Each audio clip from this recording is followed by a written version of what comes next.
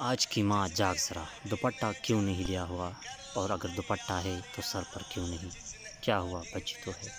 اسی کے متعلق آج ہم ایک کہانی لائے ہیں جو بہت ہی زبردست اور بہت ہی سبق آموز کہانی ہے۔ تو چلیے آئیے شروع کرتے ہیں۔ بسم اللہ الرحمن الرحیم۔ جیسا کہ ہم اکثر سنا کرتے ہیں کہ فلاں جگہ پر فلاں شخص زندہ ہو گیا، اس نے مرنے کے بعد کا حال سنایا اور پھر مر گیا۔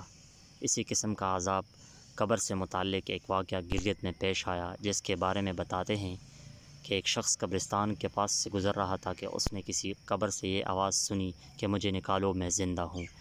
جب ایک دو مرتبہ اس نے آواز سنی تو اس نے یہ سمجھا کہ یہ میرا وہم ہے، لیکن جب مسلسل اس نے یہ آواز سنی تو اس کو یقین ہونے لگا۔ چنانچہ قریب میں ایک بستی تھی، وہ شخص اس میں آیا اور لوگوں کو اس آواز کے بارے میں بتا کر کہا کہ تم بھی چلو اور اس آواز کو سنو۔ چنانچہ کچھ لوگ اس کے ساتھ آئے، انہوں نے بھی یہ آواز سنی اور سب نے یقین کر لیا کہ واقعی یہ آواز قبر سے آ رہی ہے۔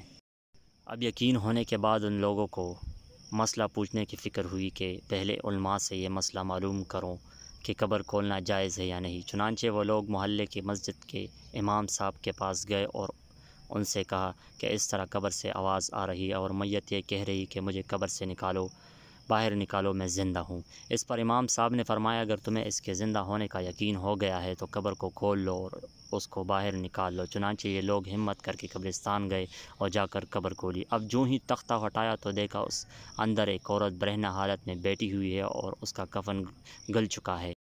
پھر لوگوں نے کہ وہ عورت کہہ رہی ہے جلدی سے میرے گھر سے میرے کپڑے لاؤ، میں کپڑے پہن کر باہر نکلوں گی۔ چنانچہ یہ لوگ فوراً دوڑ کر اس کے گھر گئے اور جا کر اس کے گھر والوں کو یہ واقعہ سنایا۔ اس کے کپڑے چادر وغیرہ لے کر آئے اور لا کر اندر پھینک دیے۔ اس عورت نے اپنے کپڑوں کو پہنا اور چادر اپنے اوپر ڈالی، پھر تیزی سے بجلی کی طرح اپنے قبر سے نکلی اور دوڑتی ہوئی اپنے گھر کی طرف بھاگ گئی۔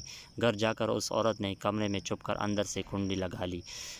اب جو لوگ قبرستان آئے تھے دوڑ کر اس کے گھر پہنچے، ان کو وہاں جا کر معلوم ہوا کہ اس عورت نے اپنے کمرے کے اندر سے کنڈی لگا رکھی ہے۔ اس لوگوں نے دستک دی کہ کنڈی کھولو۔ اندر سے اس عورت نے جواب دیا میں کنڈی تو کھول دوں گی، لیکن کمرے کے اندر وہ شخص داخل ہو جس کے اندر مجھے دیکھنے کی تاب ہو، اس لیے کہ اس وقت میری حالت ایسی ہے کہ ہر آدمی مجھے دیکھ کر برداشت نہیں کر سکے گا، لہٰذا کوئی دل گردے والا شخص اندر آئے اور آ کر میری حالت دیکھے۔ اب سب لوگ اندر جانے سے ڈر رہے تھے، مگر دو چار آدمی جو مضبوط دل والے تھے انہوں نے کہا کہ تم کنڈی کھولو، ہم اندر آئیں گے۔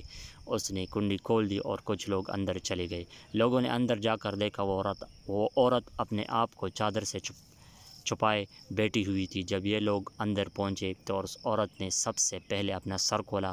ان لوگوں نے دیکھا کہ اس کے سر پر ایک بھی بال نہیں، وہ بالکل خالی کھوپڑی ہے، نہ اس پر بال ہے نہ کال ہے، صرف خالی ہڈی ہے۔ لوگوں نے اس سے پوچھا تیری بال کہاں گئے؟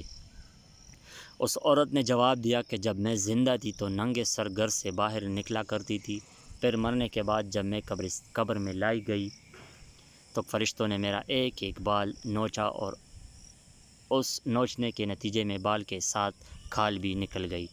اب میرے سر پر نہ بال ہے نہ کال ہے۔ اس کے بعد اس عورت نے اپنے منہ سے کپڑا ہٹایا۔ جب لوگوں نے اس کا منہ دیکھا تو اتنا خوفناک ہو چکا تھا کہ سوائے دانتوں کے کچھ نظر نہیں آیا۔ نہ اوپر کا ہونٹ موجود تھا نہ نیچے کا ہونٹ موجود تھا، بلکہ 32 کے 32 دانت سامنے جڑے ہوئے نظر آ رہے تھے۔ سوچئے اگر کسی انسان کے صرف دانت ہی دانت نظر آئے تو کتنا ڈر اور خوف معلوم ہوتا ہے۔ اب ان لوگوں نے اس عورت سے پوچھا تیری ہونٹ کہاں گئے؟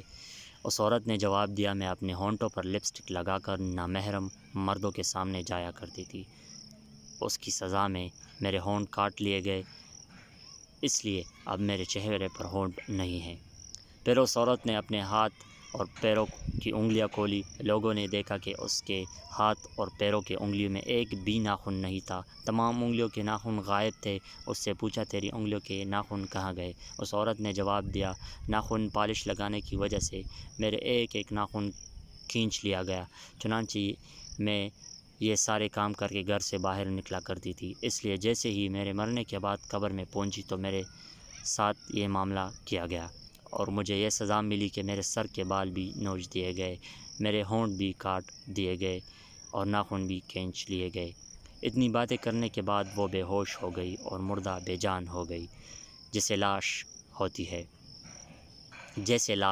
چنانچہ ان لوگوں نے دوبارہ اس کو قبرستان میں پہنچا دیا۔